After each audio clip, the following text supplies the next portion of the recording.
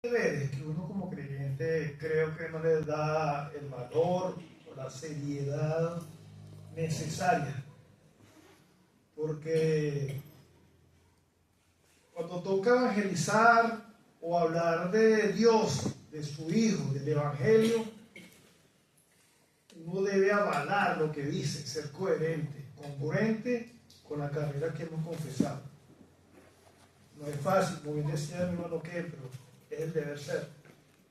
Entonces debemos aprovechar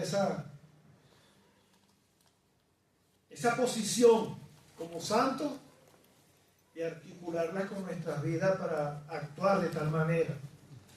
Y el tema de hoy es ciertamente algo parecido, acerca de un personaje, entre otros que también están acá en este texto, pero que tenía esa fuerza, ese don de compartir la buena nueva de salvación.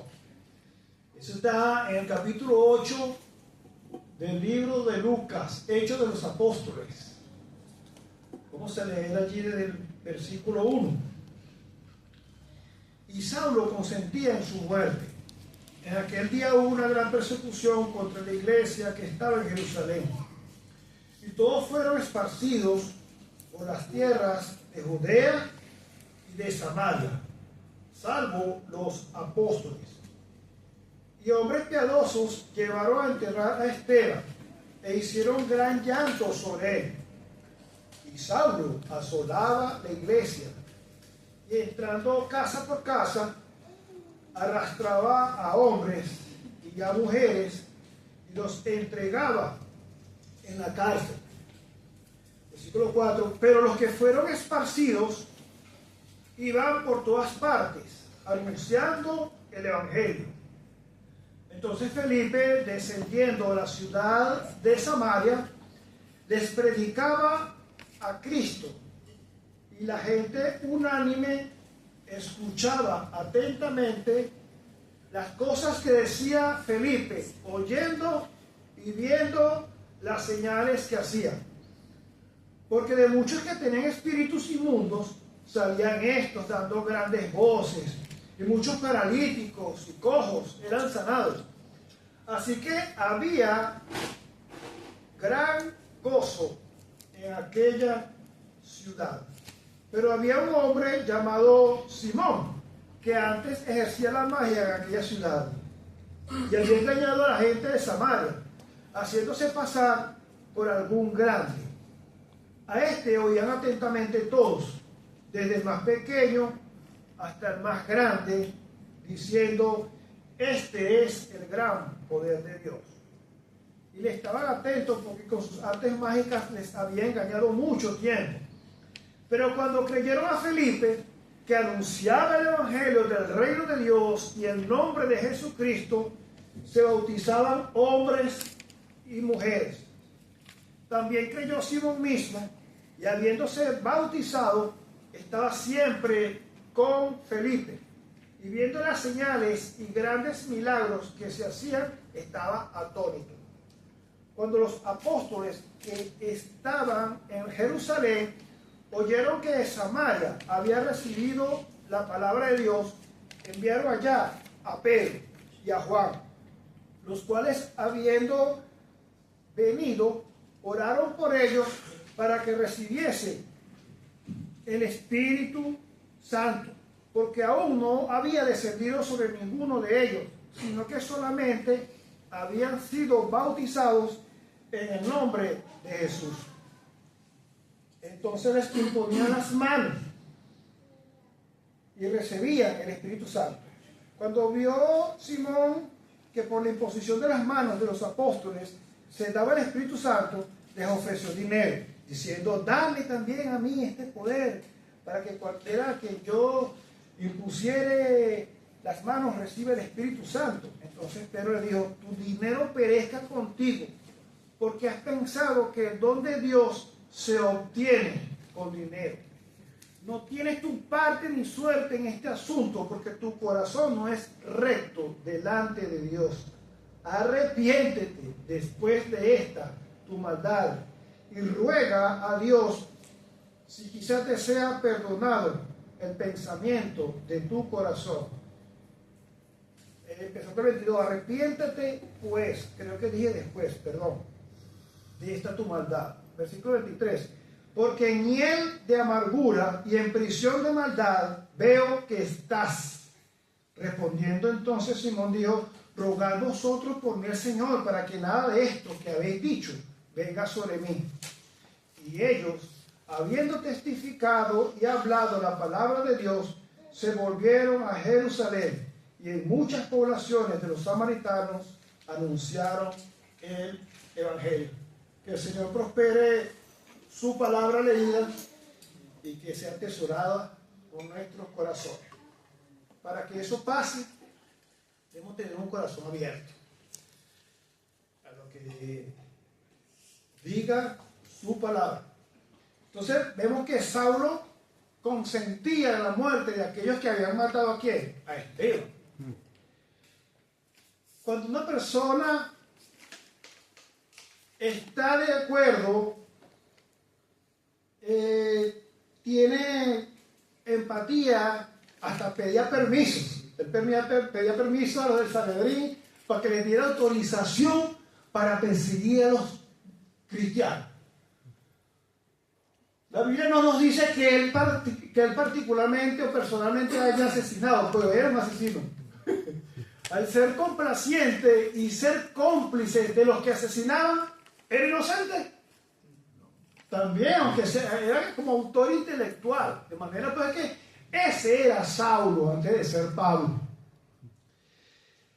Y en aquel tiempo, comenzando la iglesia, siempre he tenido persecución en la iglesia, ¿verdad?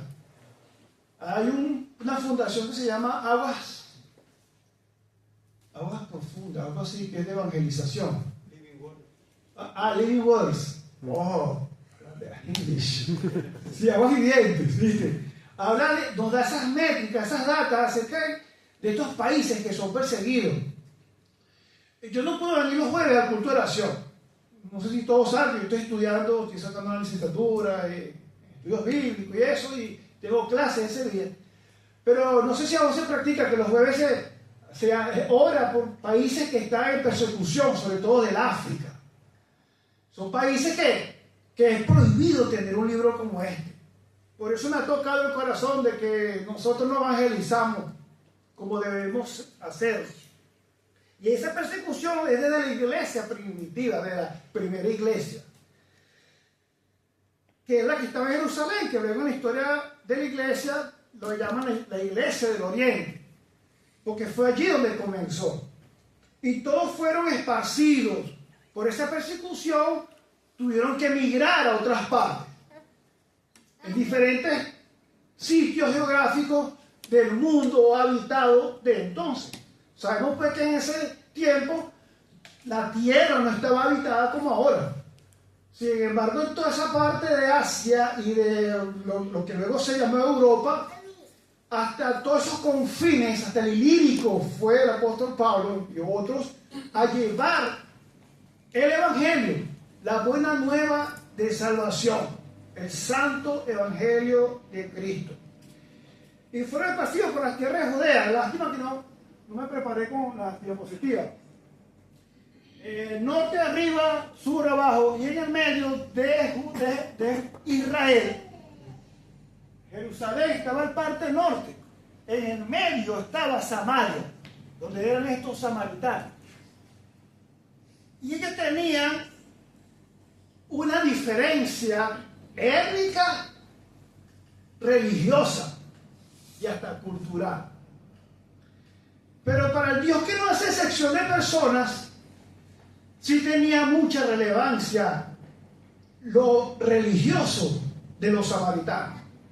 Aunque vemos luego que el Señor Jesucristo le demostró amor. Pero desde la parte histórica, Samaria, uno lee en Segunda de Reyes, capítulo 17, y en el versículo 24 dice, cuando estaba repoblando Israel, luego de tantas guerras, recuerden también que fue dividido el reino de Israel. El reino del norte, que siempre se mantuvo como Judea, Jerusalén, y lo del sur. Y estos del sur, que eran los rebeldes, entre esos estaban los samaritanos, quienes también tuvieron su centro de adoración, cambiaron, tergiversaron la manera de adorar según la ley que se tenía estipulado para el pueblo judío. Y aparte, por lo que vamos a leer acá, para entrar en contexto de lo que eran los samaritanos, y trajo el rey de Asiria gente de Babilonia, de Cuta, de Aba, de Hamat, de Sefarbaín, y los puso en las ciudades de Samaria. Samaria era Israel, ¿verdad? Y estaban trayendo gente de todos lados. Creo que bíblicamente la zona geográfica de donde parte todo el paganismo es Babilonia. Y estos eran los principales personas o ciudadanos de otras tierras que estaban trayendo a Jerusalén, en lugar de los hijos de Israel, y poseyeron a Samaria y habitaron en sus ciudades. Y en el versículo 34 dice: hasta hoy hacen como antes. En toda la historia de Israel sabemos que fue rebelde y fue dada a adorar a otros dioses. Tenía como ese corazón híbrido de no ser obediente a Dios y a su ley, sino que era simpatizante o atraído por los dioses de las naciones que le rodeaban. Al tenerlas dentro, imagínense, se casaron israelitas con estas personas de Babilonia, de Hamat, de Jabat, todos paganos, y por ende, o por resultado, hubo generaciones que estaban en mestizaje, no solamente de etnia, porque no pertenecían puramente a Israel, sino a una parte religiosa, con un corazón idólatra, con otro templo, con otras maneras de adorar, que lograron esa enemistad con los del pueblo de Israel.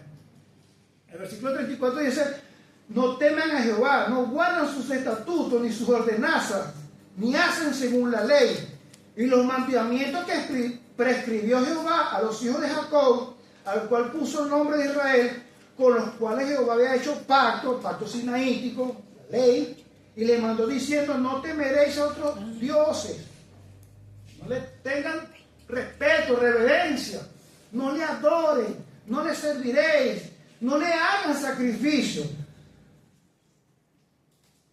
Y los estatutos, 137, estatutos y derechos de ley y mandamientos que les dio por escrito Dios a Moisés, debían cuidarlos. Entonces aquí pues toda esta gente se volcó en contra del pacto, en contra de las leyes, de todo eso. Y hubo entonces esa enemistad contra esta gente que estaba en Samaria, que habían crecido con otras etnias, con otras culturas, con otros dioses, y habían sido idólatras, lo que llama la Biblia adulterio espiritual. Ese era el contexto de los samaritanos. Y esto que fueron esparcidos, pero vamos a otra vez Saulo, aquí es connotado en el versículo 3. Y antes de eso, dice que hombres piadosos llevaron a enterrar a Esteban. Hubo un respeto a Esteban. ¿Quién fue Esteban? El protomártir de los cristianos. Todos vimos, y estudiamos el capítulo anterior, la belleza de su vida. Él era uno, junto a Felipe, de los 7 que se nombran en capítulo 6.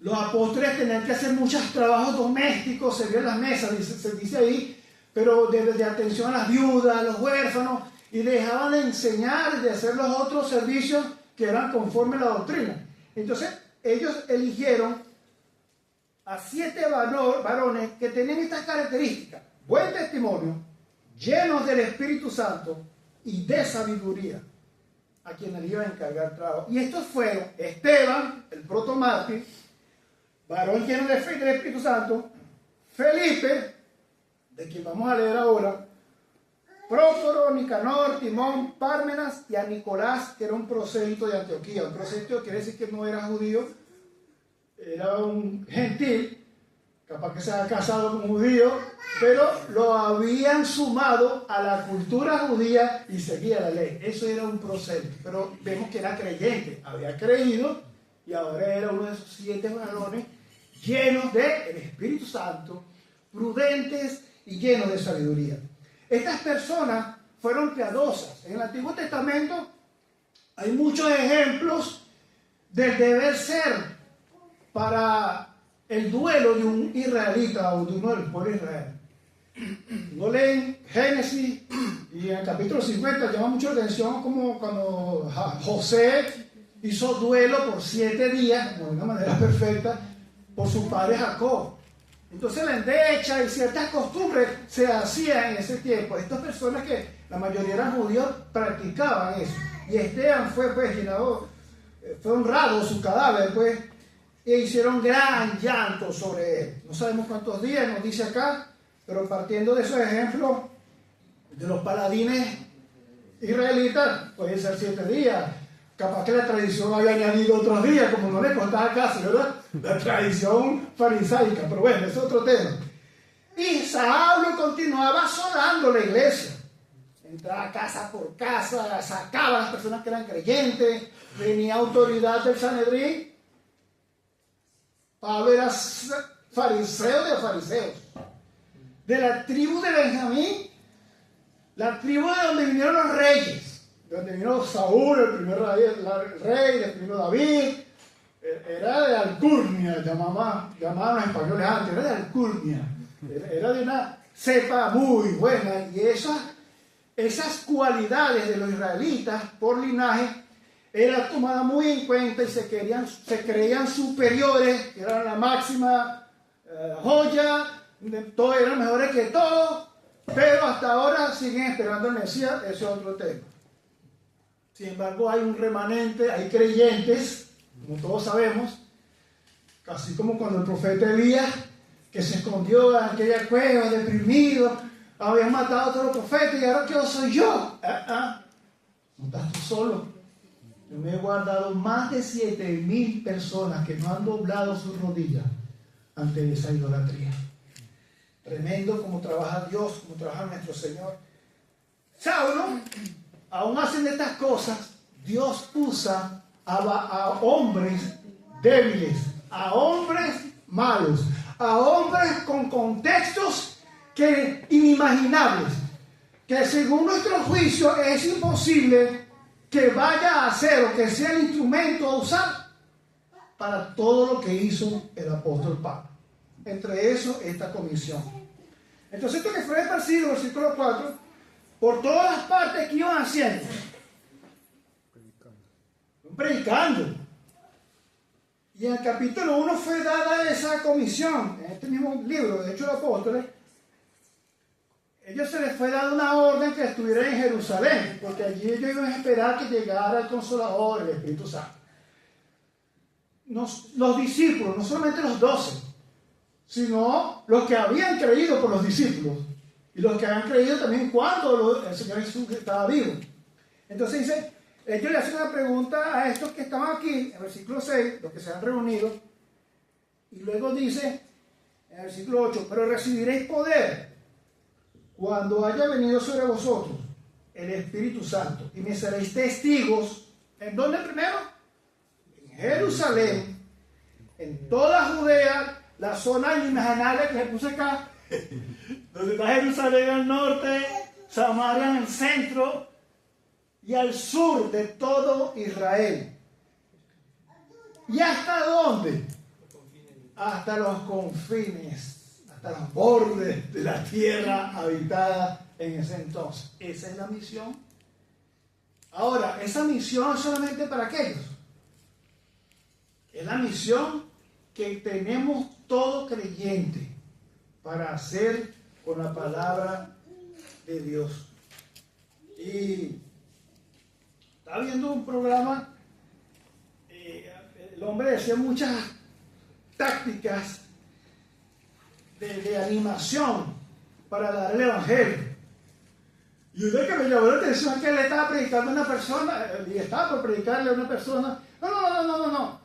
Yo, a mí no me hables del infierno, no me gusta oír el infierno, no, por eso es que le voy a hablar del evangelio, para que usted no vaya al infierno, para que no hable de eso. Entonces, oye, me gustó cómo le volteó la tortilla, ¿verdad? No, párate, no me hables del infierno. rico, para que no vayas para allá. Y así muchas otras nombró, pues, de que muchas veces uno, por ese temor a ser rechazado, por ese temor a que te digan que no le damos el evangelio. Yo digo, aquí está mi amigo, mi hermano Juan, que es empresario, y hombres profesionales acá, Leonardo, que es un guerrero, que ni se diga, mi hermano Daniel, otro profesional, su esposa, que acá muchos, que sabemos que el no es una barrera. Porque si el no, o un no, o varios no, fuese una barrera, ¿tú crees que se hubiese logrado lo que se ha logrado en el mundo? Que las cosas que nosotros debemos hacer lo hubiesen logrado. Toda la vida tenemos un no como barrera, mínimo un no. De manera pues que un no debe ser una limitancia, un límite para nosotros llevar el evangelio. Si tenemos miedo, si no nos sale la palabra, llamemos a uno que te cerca. Ahora, hermano Octavio está sin trabajo, vamos a llamarlo. Mira, aquí tengo una gente que quiere oír del evangelio, pero no me sale, no entiendo de esto. Pues vamos para allá, si estamos sin hacer nada. Estamos en tiempo de vacaciones. Pino, mira, Juancito, estás de vacaciones, sí, ven acá, que vamos a predicarle a una muchacha, un hermano, una persona que no. Yo me da miedo hacerlo solo, o me da miedo hacerlo sola. Va, Pino, para allá. Ken, no, ese no dice que no. Si está libre, está por aquí cerquita, el hermano Ken va a ir. Y así sucesivamente, pues, hay muchas maneras de uno llevar el evangelio.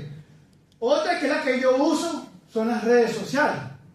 Yo tengo dos grupos de difusión, entre ambos grupos tengo casi 600 personas, más el Facebook, entonces uno debe usar esos perfiles para proyectar, para difundir el evangelio. Antes, como a veces uno estudia, era tremendo.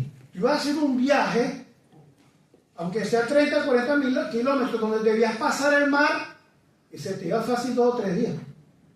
No tienes que usar visa, ni pagar pasajes, porque siempre había personas que traficaban con sus productos y te llevaban en una barca. Sin embargo, era difícil llevar el evangelio. La logística es incomparable con el tiempo de hoy. Entonces, esta persona esparcida, entre ellos Felipe, que ya sabemos quién era, no es de los 12 de los apóstoles, sino que eran de estos 7 que habían sido separados de la iglesia, descendieron a la ciudad de Samaria, la región de que hablamos hace poquito, que era idólatra y tenía unas costumbres y mestizajes religiosos con otros países paganos. Y les predicaba a Cristo.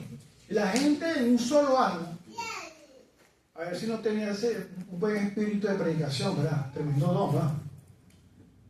La gente le oía unánime. A veces, yo noté ahora en la predicación de Ken, yo estaba oyendo, pero también estaba buscando otras citas.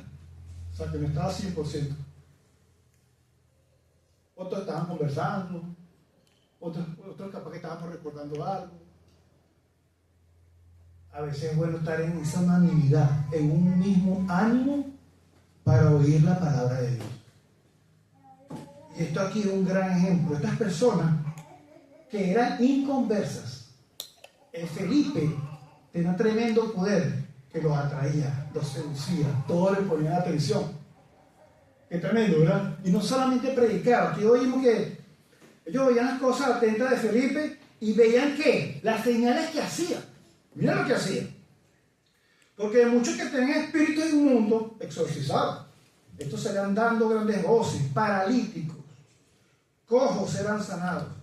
Así que había gran algarabía, tremendo gozo. Mira este hombre lo que está haciendo.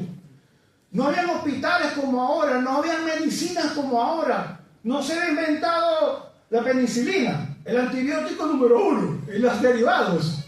No existían. Una persona se podía morir si no encontraban la hierba adecuada, o el antídoto se había sido envenenado, o los tés con infusiones. Eso eran solamente cuidados, pañitos calientes, pero el mal siempre estaba allí. Y este hombre tenía tremendo don, él hacía todo eso. Pero a su vez, de que estaba haciendo todo aquello, hoy en día, vamos a hacer una parte aquí, muchas personas se proporcionan, y le dice eso porque entonces ahorita no se hace. No vamos a caer en teologías de la cesación, que los pentecostales que creen en esto, que siguen esto. Yo, con estas canas que tengo, yo nunca he hablado ni he sabido de alguien que haya dicho, no, mira, yo me en una campaña de una iglesia tal, yo me paré y caminé. Mira, yo soy uno que yo era ciego, yo nací ciego, y tuve una campaña con unos pentecostales, y yo salí, mira, estoy viendo, o sea, nunca he oído. He oído rumores, pero nunca los he comprobado. ¿Ustedes han comprobado algún hecho así? Creo que no soy yo, usted, ¿verdad? Y yo creo que de haber pasado la publicidad hubiese sido... ¿Ah? Si hubiese pasado un hecho así, la publicidad hubiese sido grande y todo el mundo hubiese salido. Lo dejo todo eso por allí. Entonces, esas son prácticas que en el nacimiento o comienzo de la primera iglesia fue necesario, sobre todo para los israelitas. Recuerden que la audiencia número 1 de la primera iglesia, ¿quiénes eran? Eran israelitas. Y la primera palabra dice que los israelitas pedían señales. Era algo intrínseco en ellos, la señal, el milagro, el poder.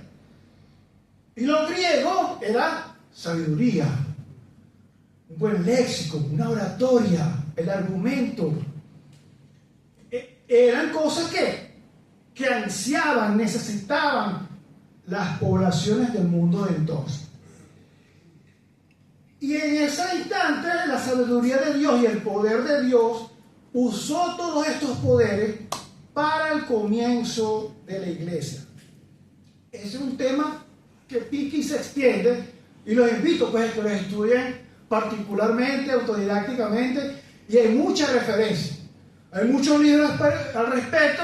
Estoy a la orden para conseguirle algún libro, un ebook, un libro digital que podría darle al respecto. Pero no hay excusa para no estudiar sobre esto, porque se hacía antes y ahora no. Aparte de estos milagros, también había un hombre que estaba interesado en esos poderes. ¿Quién es? Simón. Simón es un personaje, ¿bien? Porque vamos a ir leyendo de él, y no era que cualquier hombre que trabajaba con hechicería. Se dice que también creyó, ¡wow! Pero entonces no ve que el hombre ejercía la magia en aquella ciudad, y había engañado a la mayoría de la gente. Tan así que te lo vean como un sobrenatural, porque era como un diosito, por así decirlo, era un diosito de Samaria. Y se hacía pasar por algo grande. Se hacía pasar con que era un poderoso, ¿viste? Y por supuesto, con los trucos que hacía, engañaba a la gente les creía. A este oían atentamente todo, porque el hombre hacía trucos y los engañaba y, oye, los respetaban. El hombre se hace pasar por uno grande. Todo, del más pequeño hasta el más grande, diciendo, este es el gran poder de Dios. Qué engaño, ¿verdad? Hoy en día, ¿hay engaños parecidos? Mucho. Ahorita la hechicería la pintan de blanco, hasta linda la hacen. ¿Ustedes han oído algo sobre el New Age, la nueva era? Prácticas zoroástricas del espíritu, el yin, el yang, el yoga, algo muy lindo. Las energías, los colores, los contextos vibrantes de color y energía. ¿Eso llevará a Cristo? Y la gente cree que se siente bien. Resulta que eso es satánico, hermano. Y muchas veces uno por ignorancia, hasta, no es que va a ser un practicante de aquello, pero podemos consumir cosas que son derivadas de allí. Lo dejo por allí. Hoy en día eso se ha puesto tan normal, se ha normalizado, es la palabra, que hasta el medio o manera de yo entablar una conversación, sobre todo cuando es hombre con mujer, es, ¿de qué signo eres tú? Dependiendo del signo, es que yo voy a connotar mi trato con la persona. ¿Todo esto? Porque tú eres ascendente, no sé qué, las vibras, la energía son compatibles. Entonces ya ahí, en base a ese conocimiento, es que yo voy a decir que sí a todo lo que me diga aquel, o viceversa, a todo lo que me diga aquella, porque somos compatibles. Eso es lo que llaman magia blanca. Pero no es de hierbas, no es de mercurio, no es de azufre, minerales que explotan, que echan chispas, no.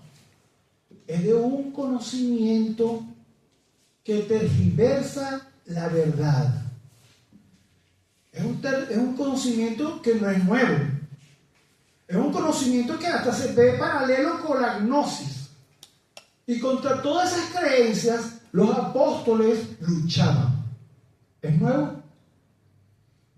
Es viejito, ¿verdad? Estos conocimientos siempre han estado.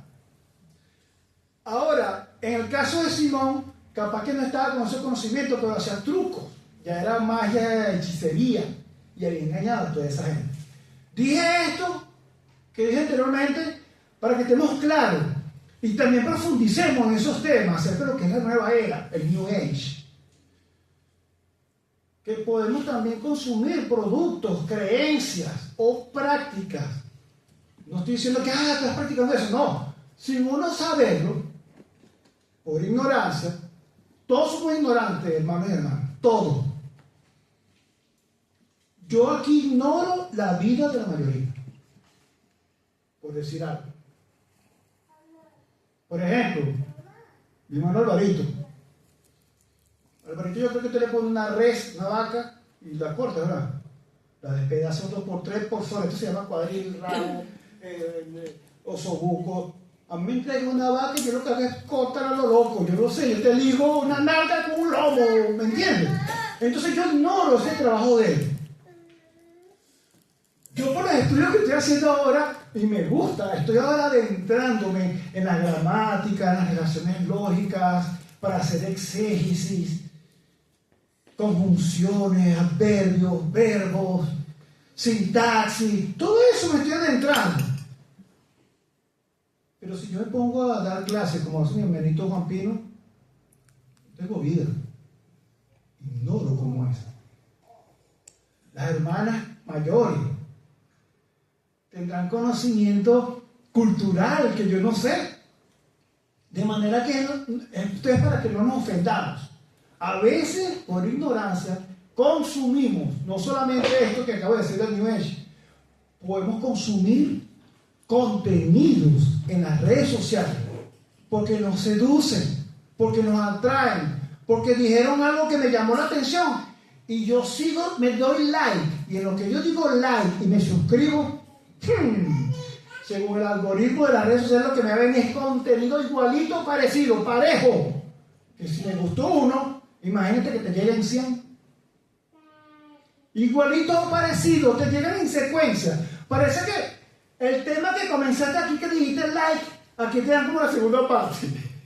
Y así es todo, hermano. Esto lo digo, es algo análogo y es una aplicación a lo que estamos estudiando acá. Pero como para que estemos ojo, mosca, y oremos para que el Señor nos dé sabiduría para percibir, para discernir entre el bien y el mal. Ahora el mal viene pintadito muy lindo. El mal, hermano, lo normaliza. El mal viene con una profundidad tan hermosa que nos seduce. De allí la importancia y la necesidad, diría yo, de saber el conocimiento de la palabra de Dios. Conocer a Cristo. ¿Qué es el Evangelio? Y sabemos pues que este Felipe conocía y sabía, mejor dicho, qué era el Evangelio, de qué se trataba. Dice que anunció el Evangelio del reino de Dios y el nombre de Jesucristo.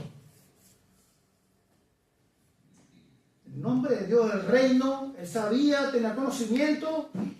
Fue seleccionado en la iglesia porque era prudente, era sabio, estaba lleno del Espíritu Santo. O sea que estaba equivocado en lo que estaba predicando. Yo creo que no. El hombre tenía toda la capacitación, como cuando uno lee Efesios capítulo 4, acerca de los dones. La palabra del Señor dice allí, para leerlo textualmente, de que subió, sino que también había descendido a las partes más bajas, es hablando de la humillación de nuestro Señor Jesucristo. Y este que bajó también subió, fue exaltado, luego que resucitó, fue ascendido al cielo, ¿verdad? Para llenarlo todo. La plenitud de lo que es Dios, de lo que es su Hijo, del Espíritu Santo que habita en todo aquel que cree. Es la Trinidad misma. Eso llena todo el mundo. Por medio de su omnisciencia, de su palabra, de su conocimiento, de su omnipotencia según su voluntad y usando la providencia, Dios está en todo.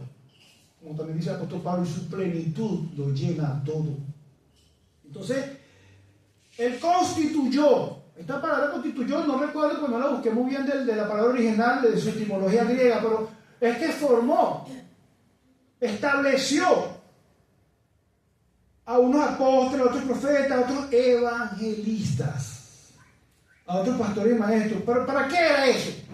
El fin objeto era perfeccionar a los santos. ¿Ustedes son santos? Sí. Sí. ¿Ustedes son santos? Somos santos. Posicionalmente eso es indiscutible. Quedó eso. Debo comportarme como tal para ser congruente. Esa es la lucha de todos nosotros. Ese es el proceso de todo creyente. No andamos más sobre eso, ya mi hermano quien habló al respecto. Entonces, a fin de perfeccionar a los santos, ¿para qué? Para la obra del ministerio, del servicio. ¿Para la qué? Para la edificación del cuerpo de Cristo. ¿En quién se edifica? ¿Bajo qué cimiento se edifica el cuerpo de Cristo? Cristo, valga la redundancia, es la piedra fundamental, Él es el cimiento. Hasta que todos lleguemos a la unidad de la fe y del conocimiento. Mira lo importante de nuevo, llegar a ser maduro, a completarnos, o ser perfectos, es lo que viene diciendo, para que perfeccionarse, para perfeccionar, para completar, para ir en crecimiento, como dice el apóstol Pedro, crecer en el conocimiento de Dios y de nuestro Salvador Jesucristo, como dijo Octavio en su nuevo canal Teología Cotidiana. El que no lo ha visto, bueno, le invito. Vamos a ver qué termina eso, pero la idea es esa. Usar analogías de la vida cotidiana según una perspectiva bíblica. Y siempre todo radica en el conocimiento de Dios. No es solamente creer por fe, como dijo mi hermano, que la fe es el primer paso. Luego que somos creyentes debemos crecer en el conocimiento de Dios, en lo que Él nos quiere decir, en cómo Él es, cómo nos va a responder, cómo es su voluntad, cómo actúa Él, para que luego nosotros podamos pedirle con sabiduría, como dice el apóstol Santiago. Pero es que vosotros pedís, pero pedís mal. No, pero primero dice no pedís. Tenemos necesidades y no pedís, dice Santiago, no pides. Vamos a hablar en lenguaje actual. No pides, no, bueno, también en Uruguay es pedís, ¿no? O sea que está bien dicho. Pide es venezolano, la mente siempre se me da. No pedís. Entonces pedí en la segunda proposición. Y si pedís, ¿qué dice? Pedís mal. Porque pedís conforme a tus propósitos. Todo corazón es engañoso. Cuando pedimos conforme a nuestro propósito, pedimos mal. Porque cuando pedimos conforme a nuestros propósitos, las puertas del cielo, de la bendición, de la respuesta de Dios, no se nos van a dar. Capaz podamos conseguir algo con nuestro esfuerzo, porque la ley de gravedad dice que si tú tiras algo para abajo, sube. Si tú trabajas y le echas pichón por aquello, vas a conseguirlo. Ah, no, Dios, viste que lo logré. Lo lograste, pero ¿cuánto te va a durar? ¿Qué te va a pasar con eso? ¿Qué consecuencias vas a tener al luchar y darte con esfuerzo, ponerte de enemigo con varias personas? en contra de muchas cosas, aflojarte en el camino del Señor, enfriarte, perder el fervor de la fe.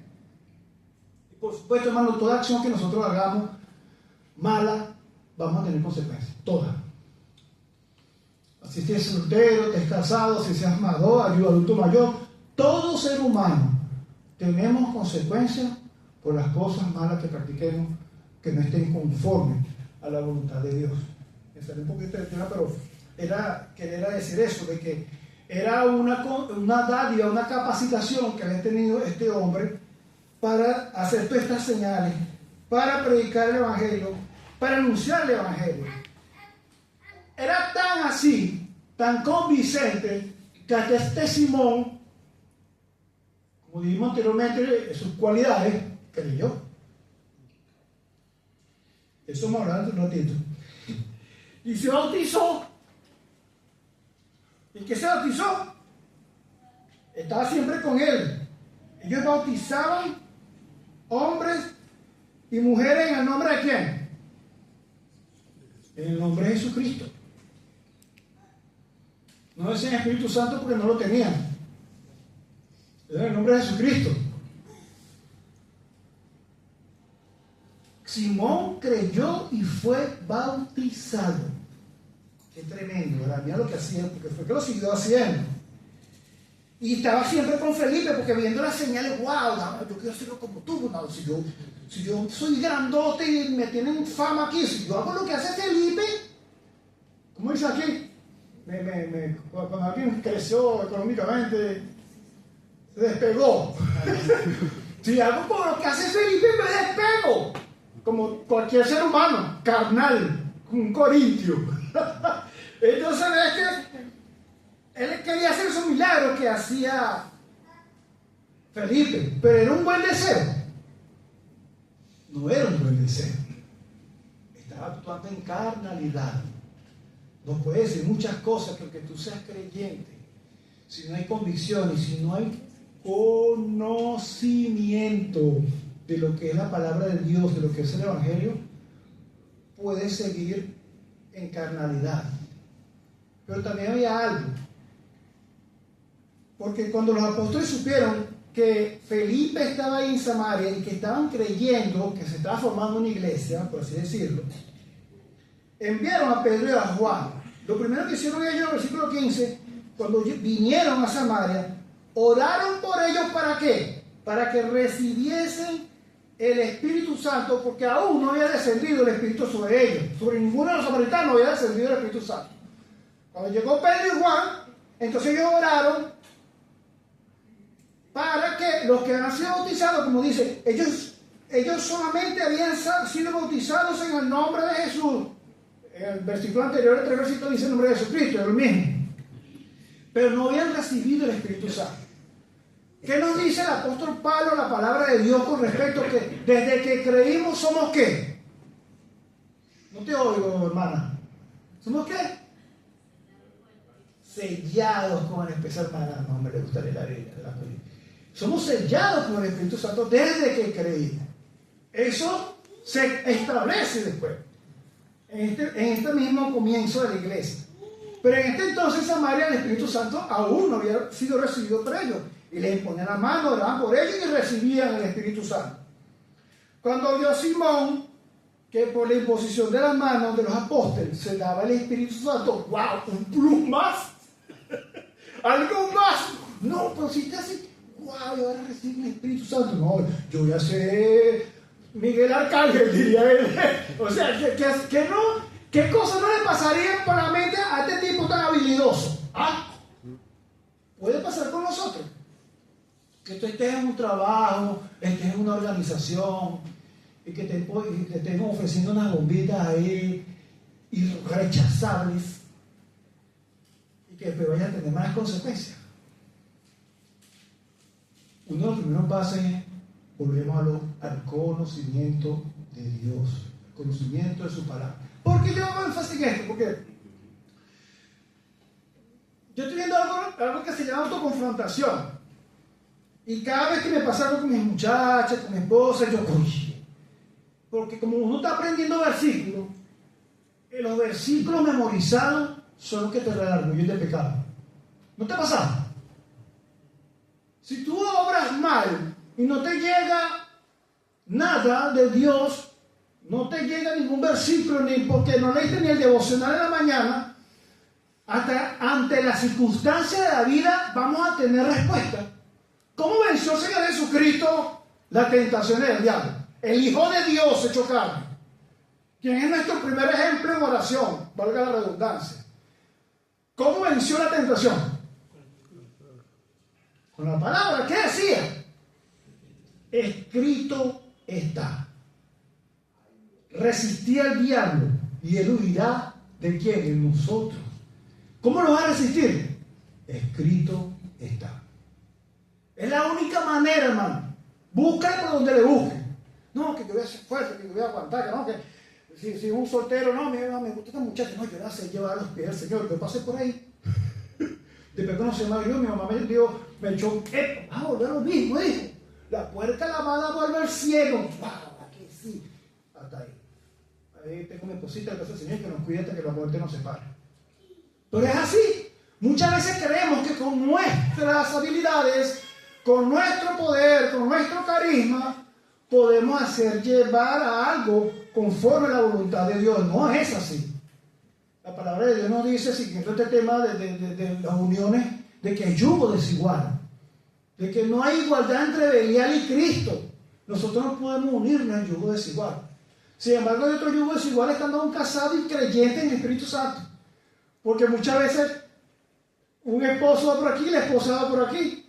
Ahí es otro tema, ahí es el trabajo de la unidad del matrimonio, en ir en un solo yugo y con un solo manual. Porque cuando es en yugo desigual, tú vas a seguir el manual, pero ¿y la otra? O la otra no va a seguir el manual. Por lo tanto, no van a ser dos bueyes con un mismo yugo. ¿Me explico? De allí la importancia de estar sujeto al Señor, de obedecer. Una de las cosas, conceptos de pecar, es ser desoído, es desoír, desoír. Esa palabra es que no obedezco. Por eso que la palabra dice que debemos ser hacedores de su palabra y no oidores olvidadizos.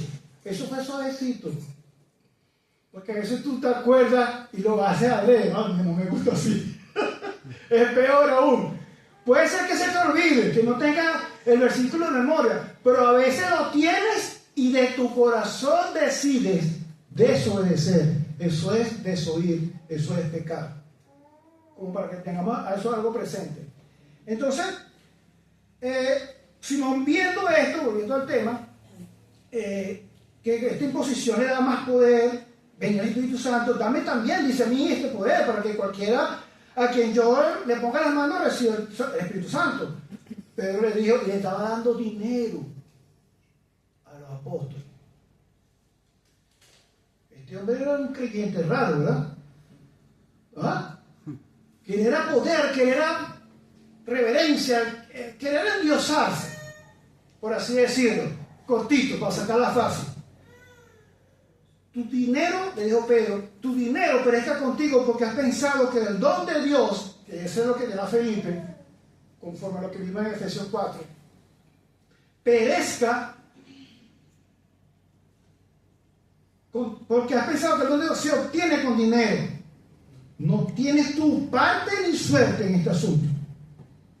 Qué cortante, pero a la vez bien atinado. Lo que tú quieres es poder. Este don que es dádiva de Dios no se obtiene con dinero. No tienes arte ni parte, irrespetuoso, por no decirle otras cosas. Porque tu corazón no es recto. O sea que un creyente también puede andar no recto, no puede andar conforme a la palabra de Dios, es un no recto. Muchos creen que este hombre en sí no era salvo.